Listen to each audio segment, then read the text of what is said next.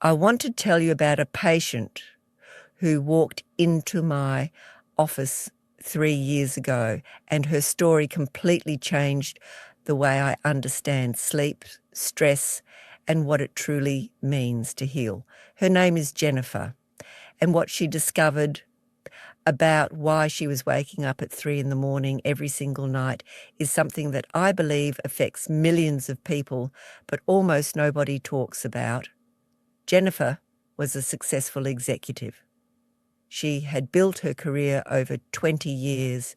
She had a beautiful home, a loving family, and by every external measure, her life looked perfect. But for the past 5 years, she hadn't slept through the night a single time.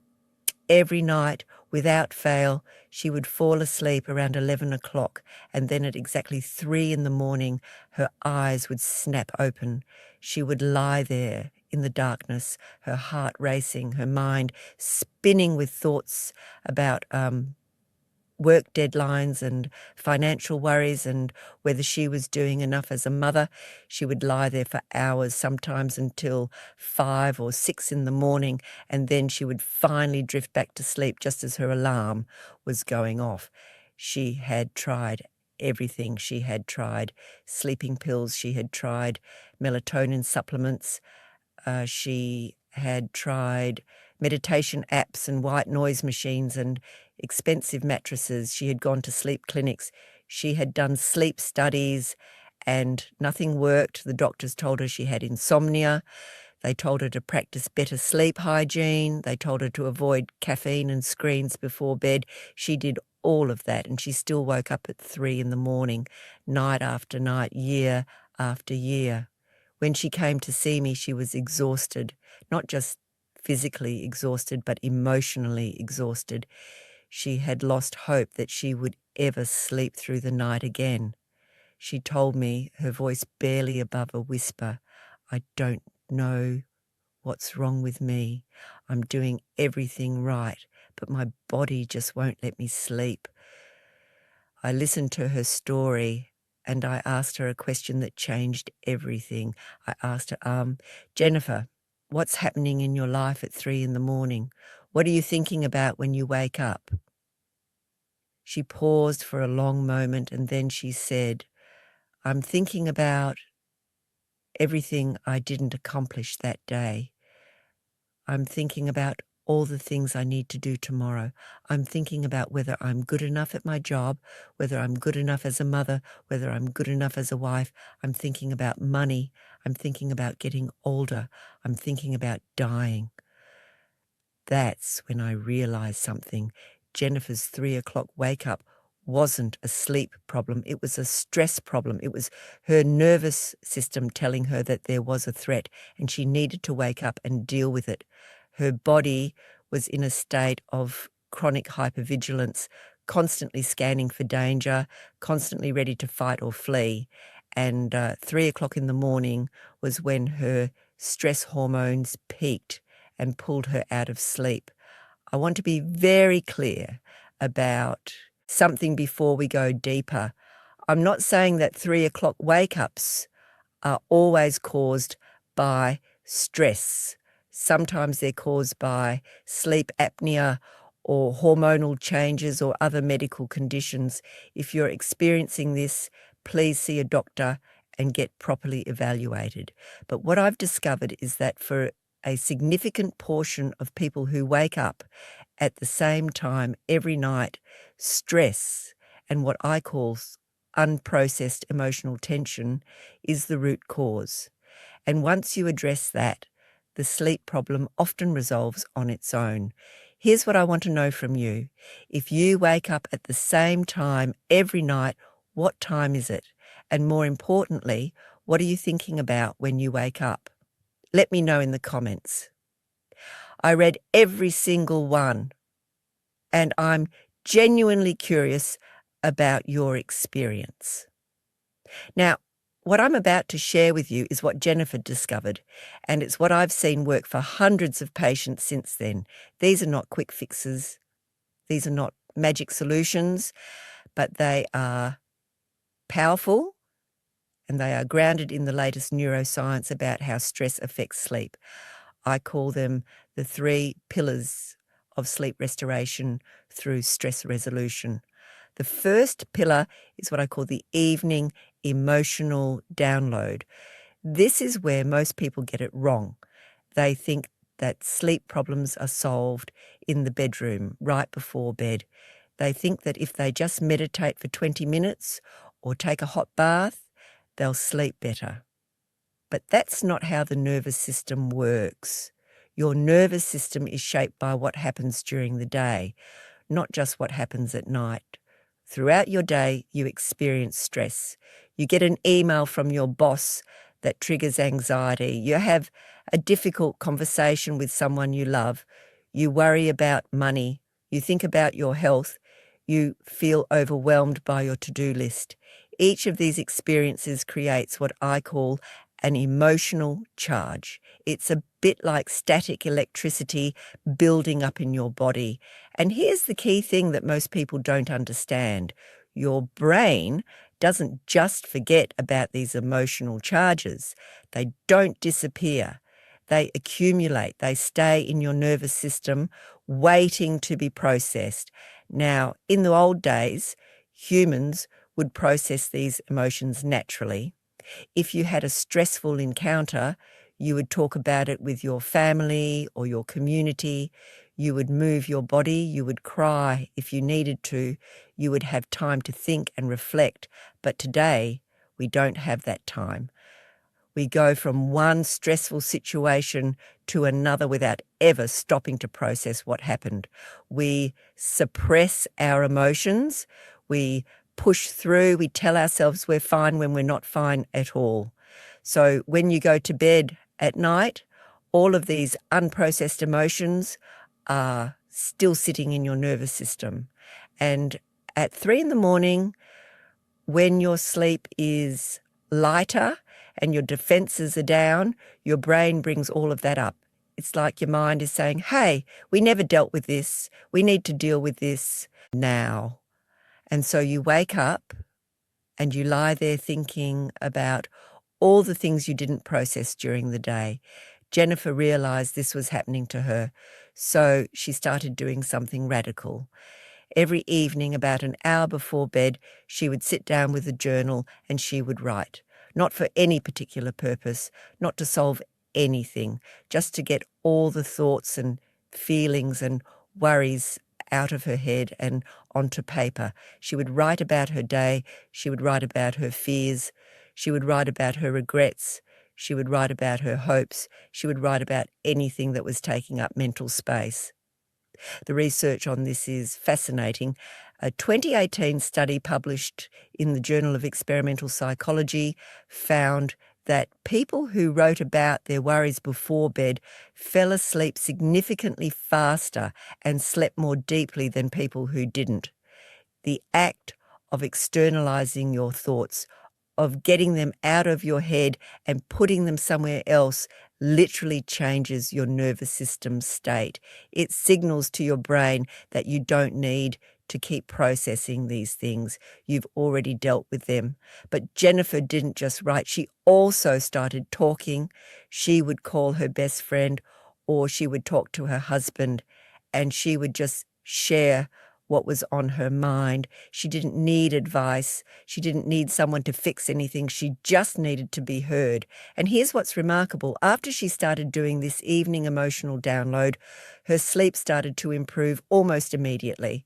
Not perfectly, but noticeably. She was waking up less frequently. She was falling back asleep more easily. The second pillar is what I call nervous system recalibration. This is about teaching your nervous system that it's safe. Remember, your nervous system is in a state of chronic hypervigilance. It's constantly scanning for threats. It's constantly ready to fight or flee. Even when there's no actual threat, your nervous system is acting like there is one. And this is exhausting. It's like your smoke detector is going off all the time, even though there's no fire. To recalibrate your nervous system, you need to deliberately activate what's called your parasympathetic nervous system. This is your body's rest and digest system. It's the opposite of fight or flight. When your parasympathetic nervous system is activated, your heart rate slows down, your digestion improves, your immune system strengthens, and your sleep deepens. Jennifer started doing something very specific. Every morning before she checked her email or her phone, she would spend 15 minutes doing something that activated her parasympathetic nervous system. For her, it was a slow walk in nature. She would walk through a park near her house and she would deliberately slow down. She would notice the trees, the birds, the way the light was hitting the leaves. She wasn't exercising. She wasn't trying to get her steps in. She was just being present and calm. The science here is clear. Research from the University of Michigan found that people who spent time in nature had lower cortisol levels, lower blood pressure, and better sleep quality than people who didn't. Nature activates your parasympathetic nervous system. But here's the key. It has to happen in the morning before you activate your stress response for the day. If you wait until evening, it's too late. Your nervous system is already ramped up. For some people, it's not nature. It might be gentle yoga. It might be meditation. It might be a warm shower. It might be playing music. The specific activity doesn't matter as much as the quality of the activity. It needs to be something that genuinely calms you, something that makes you feel safe and present. But Jennifer did something else too. She started paying attention to her breathing throughout the day. Most people don't realize how much their breathing reflects their nervous system state. When you're stressed, your breathing becomes shallow and fast. When you're calm, your breathing becomes slow and deep. So Jennifer started using her breathing as a tool to regulate her nervous system. Whenever she felt stress starting to build, she would pause and take 5 deep breaths, in for a count of 4, hold for a count of 4, out for a count of 6. This simple practice, which takes less than a minute, actually shifts your nervous system from sympathetic to parasympathetic. A study from Stanford University found that this type of controlled breathing can lower cortisol levels in as little as 5 minutes. 5 minutes. That's all it takes to shift your nervous system state. Jennifer started doing this multiple times throughout her day. Whenever she got an email that triggered anxiety, she would pause and breathe. Whenever she felt her shoulders tensing up, she would pause and breathe. Whenever she was about to go into a difficult meeting, she would pause and breathe. The third pillar is what I call stress pattern interruption. This is about breaking the automatic loops that keep you stressed. You see, stress isn't just something that happens to you. It's also something that you create through your thoughts and your behaviors. You develop patterns. You develop habits, and these habits keep you trapped in a state of chronic stress. Jennifer realized that she had a pattern. Every evening around 6 o'clock, she would start thinking about work. She would think about emails she hadn't answered. She would think about meetings she had tomorrow. She would think about projects that weren't finished, and this thinking would trigger anxiety, which would trigger more thinking, which would trigger more anxiety. It was a loop. And this loop would continue all evening and into the night, which is why she was waking up at 3 a.m. So she made a decision. She created what I call a worry window. She designated a specific time from 6:15 to 6:30 as her official worry time. During those 15 minutes, she allowed herself to think about work. She allowed herself to worry. She allowed herself to feel anxious. But when the 15 minutes were up, she stopped. She literally set a timer on her phone, and when the timer went off, she moved on to something else. She would cook dinner. She would spend time with her family. She would do something that brought her joy. This might sound simple, but it's actually incredibly powerful. What you're doing is you're containing your stress. You're telling your nervous system, I acknowledge that there are things to worry about. I'm going to think about them at a specific time, but I'm not going to let them consume my entire evening. And here's what happens. Your nervous system starts to trust you. It starts to believe that you're in control. And when your nervous system believes you're in control, it relaxes. Research on this technique, which is called worry time or scheduled worry, shows that it significantly reduces anxiety and improves sleep quality. A study from Penn State University found that people who practiced scheduled worry fell asleep faster and had fewer nighttime awakenings than people who didn't. But Jennifer did something else too. She started to notice her thoughts more carefully. She realized that she had a lot of catastrophic thinking. Whenever something went wrong, her mind would immediately jump to the worst possible outcome. A client didn't respond to an email, and she thought, I'm going to lose this client and my career is going to fall apart. She made a small mistake in a presentation, and she thought, everyone thinks I'm incompetent, I'm going to get fired. This type of thinking is called catastrophizing, and it's a major driver of stress and sleep problems. So Jennifer started to challenge these thoughts. Whenever she noticed herself catastrophizing, she would ask herself 3 questions. First, is this thought actually true? What's the evidence? Second, what's a more realistic version of this thought? Third, what would I tell a friend who was having this thought? This practice, which comes from cognitive behavioral therapy, helps you break the pattern of catastrophic thinking and replace it with more realistic, balanced thinking. Now, I want to address something important. I'm not saying that these 3 pillars will solve all your sleep problems. If you have sleep apnea or a thyroid disorder or hormonal imbalances, you need to address those with a doctor. These pillars are specifically for people whose sleep problems are driven by stress and unprocessed emotions. But here's what I've seen. When you address the stress, the sleep often improves dramatically. For Jennifer, it took about 3 weeks before she noticed a significant difference. She was waking up less frequently. She was falling back asleep more easily. After 2 months, she was sleeping through the night most nights. After 3 months, she was sleeping through the night almost every night. When she did wake up occasionally, she wasn't panicked. She wasn't lying there for hours. She would take a few deep breaths and she would fall back asleep. But here's what was even more remarkable.